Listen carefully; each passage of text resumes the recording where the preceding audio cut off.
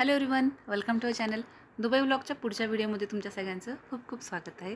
आज मी तुमच्यासोबत शेअर करणार आहे हॉटेलचा ब्रेकफास्ट कसा होता त्याचा व्हिडिओ. तर हॉटेलच्या LP फ्लोअरवर त्यांनी रेस्टॉरंट होतं हार्टिसन नावाचं. तिथे ब्रेकफास्टची छान अशी अरेंजमेंट केली होती. कॉन्टिनेंटल ब्रेकफास्ट तर होताच, पण मला सगळ्यात जास्त आवडली गोष्ट म्हणजे इथे होता इंडियन कॉर्नर. आत्तापर्यंत आम्ही बऱ्याच कंट्रीमध्ये राहिलो आहे, बऱ्याच कंट्री फिरलो, पण कुठल्याच हॉटेलमध्ये आम्हाला इंडियन ब्रेकफास्ट मिळाला नाही. हे पहिलं हॉटेल होतं जिथे आम्हाला स्पेशल असा इंडियन कॉर्नर भेटला आणि तिथे डेली वेगवेगळ्या प्रकारचे इंडियन ब्रेकफास्ट असायचे. म्हणजे ते बघूनच खूप आनंद व्हायचा.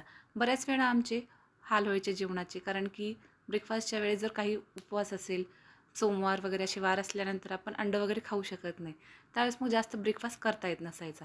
पण इथे डेली पोहे, उपमा, इडली, इडियप्पम असे वेगवेगळ्या प्रकारचे south Indian, north Indian, Maharashtrian असे वेगवेगळ्या प्रकारचे त्यांनी ब्रेकफास्ट ठेवलेलेच होते.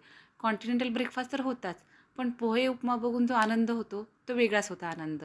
आणि डेली न चुकता बटाटा वडा आणि मेदूवडा हा असायचाच. आणि स्पेशली मला आवडली इथली कोकोनट चटणी, खोबऱ्याची चटणी.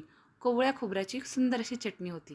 ती चटणी टेस्ट केल्यानंतर असं वाटत होतं आपण भारतामध्येच आहोत आणि तिथेच कुठल्यातरी एका उडपी रेस्टॉरंटमध्ये बसून मस्तपैकी मेदूवडा खात आहे. आता इथे त्यांनी चायनीज, जॅपनीज असे एक डिशेस पण ठेवलेले होते. लहान मुलांच्या आवडीनुसार पण बऱ्याच डिशेस होत्या. ब्रेकफास्ट खूप छान होता यांचा. म्हणजे हॉटेलच्या रेटिंग द्यायचा म्हटलं त्याला हॉटेलला सर्व्हिसला तर अगदी मी ऑन अँड ऑन देईन. 10 आउट ऑफ 10 देईन. कारण की त्यांची हॉस्पिटॅलिटी छान होती. त्यानंतर ब्रेकफास्टमध्ये पण लगेचच फ्रेश आणि ताजं असं ब्रेकफास्टचे आयटम असायचे आणि त्यांचे स्टाफ सारखे येऊन आपल्याला चौकशी करत होते. कॉफी, ड्रिंक काय हवं असेल तर लगेच सर्व पण करायचे आणि लगेचच टेबल पण क्लीन करायचे. सगळ्यांना हसतमुखाने छान अशी सर्व्हिस देत होते. ब्रेकफास्टमध्ये अंड्याचे पण वेगळे प्रकार होते. त्यानंतर इथे डेली वेगळ्या प्रकारची अंड्याची एक वेगळी डिश असायची प्रत्येक देशाची.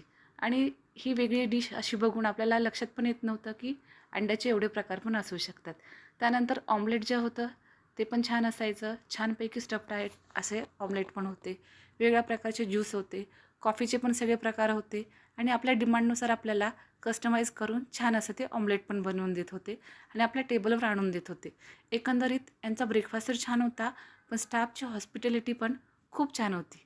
हॉटेलचा ब्रेकफास्ट आम्हाला खूप आवडला.